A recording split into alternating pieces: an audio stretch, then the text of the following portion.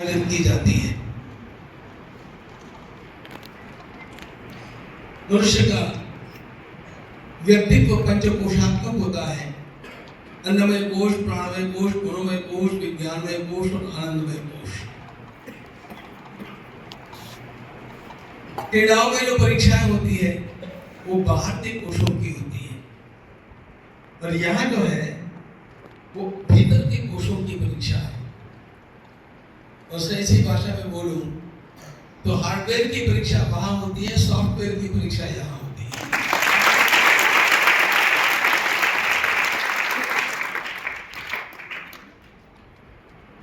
हमारे विजेता दोनों छात्रों का, तीनों छात्रों का मैं हृदयपूर्वक अभिनंदन करता हूं। खूब अंतःकरण से इन छात्रों का अभिनंदन करता हूं कि उन्होंने ये उत्तम यश यहाँ पर प्राप्त किया।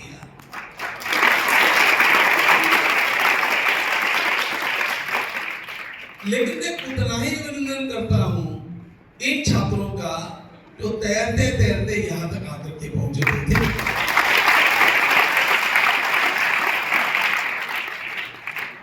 इनके सबके अध्यापकों का भी बहुत बहुत अभिनंदन है।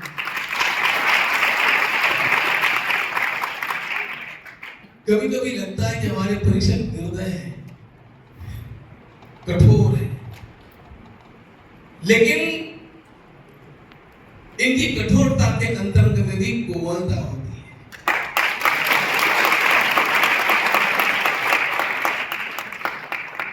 आचार्य को ऐसा ही होना चाहिए। हमारे घरों में पिताजी प्रायः थोड़े कठोर दिखते हैं, माँ ज्यादा कोमल दिखती है। आचार्य में कठोरता और कोमलता का संगम होना आवश्यक होता है, तभी जाकर के वो छात्रों को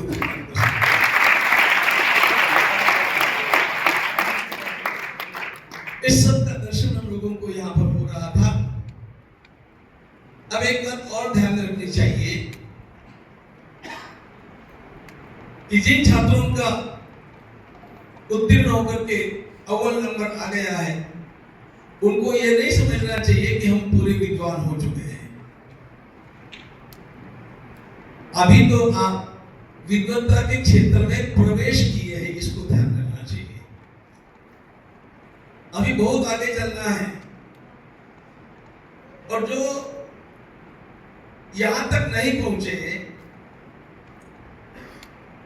और यहां से गलते गए, ऐसे छात्रों को ध्यान रखना चाहिए कि यदि यही परीक्षा दोबारा कहीं और ली जाए तो आपका भी प्रथम क्रमांक आ सकता है।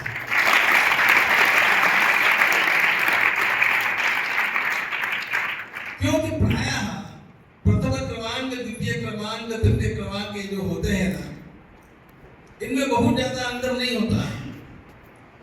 वो कभी कभी समय साध्य होता है। एक का अभी आ गया, अभी मैं कल एक दूसरी परीक्षा ले लूंगा तो हो सकता है कि इनका नहीं आए और आपका आ जाए। मुझे इसलिए कहना है कि आपका क्रमांक नहीं आया, इसलिए आपको कभी भी अपना आत्मविश्वास कम नहीं होने देना चाहिए।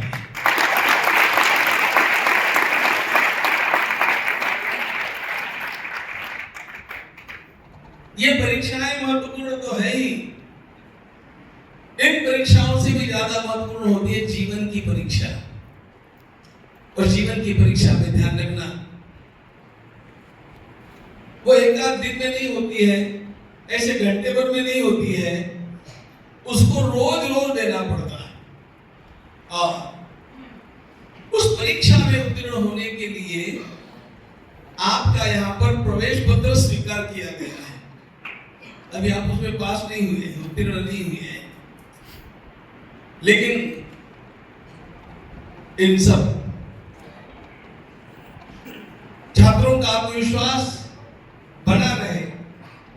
एक बात ध्यान रखना, बॉक्सिंग का खेल होता है ना, बॉक्सिंग के खेल में जो नीचे गिर गया ना, उसको आउट नहीं बोलते।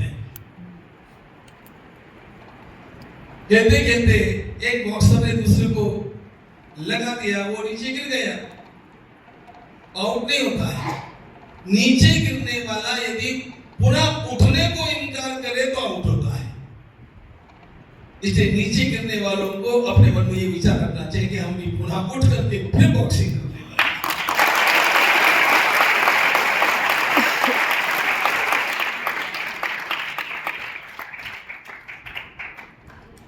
अब इंद्रो न पराजित, ये वेदों की वाणी है।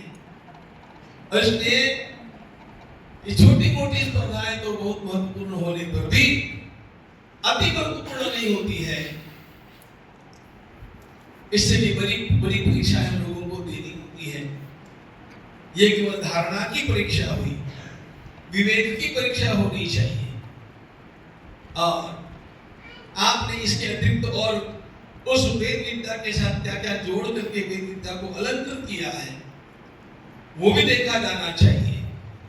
इसलिए मैं इस परीक्षा को बहुत महत्व देने पर भी इसको मैं अंतिम महत्व नहीं देता हूं, क्योंकि कंठस्थ कर लेना यह एक अंग हुआ। काशी में एक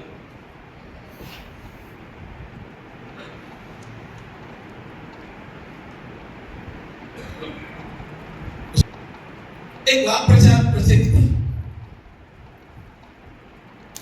विदो ब्राह्मण बैल समान। उसने कंठस्थ कर दिया। अब वो भी शिवजी का ही नंदी है। मैं क्यों बोल रहा हूं, इसको ध्यान में रखना चाहिए। कंठस्थ कर लिया, इसमें आप प्रमाणित हो गए।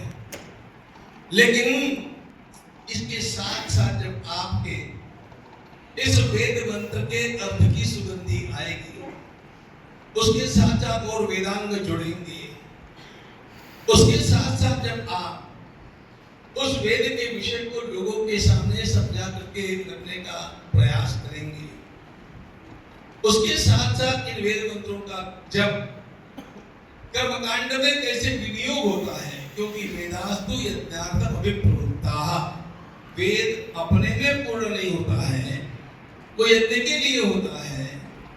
उसके लिए उसके विनियोगों के जानने की आवश्यकता होती है।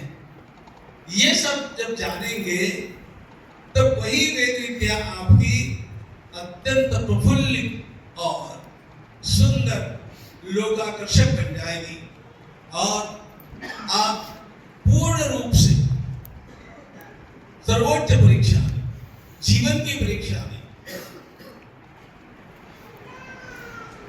उसमें भी प्रथम क्रमांक प्राप्त कर सकेंगे। ये मुझे इसलिए बताना है कि आप लोगों को तो आत्मविश्वास कम नहीं होने देना चाहिए और आपको अति आत्मविश्वास में भी नहीं जाना चाहिए कि सब लोग बन चुके ये विचार आया कि आदमी का फिसलना आरंभ होता है।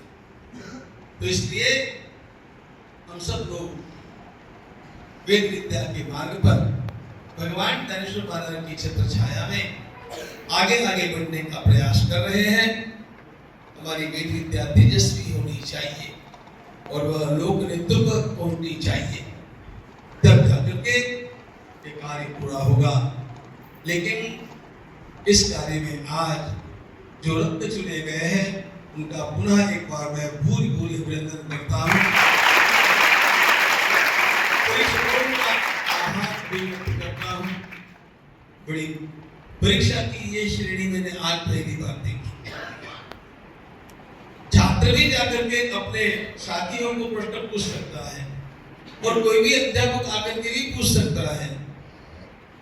इसको कहते हैं पारदर्शिता। आप में से किसी के अंतःकरण में विचार आ ही नहीं सकता कि आप भी पक्षपात हुआ है। इतनी सुंदर परीक्षा का आपने आयोजन किया, इसलिए बच्चों का भी बहुत बहुत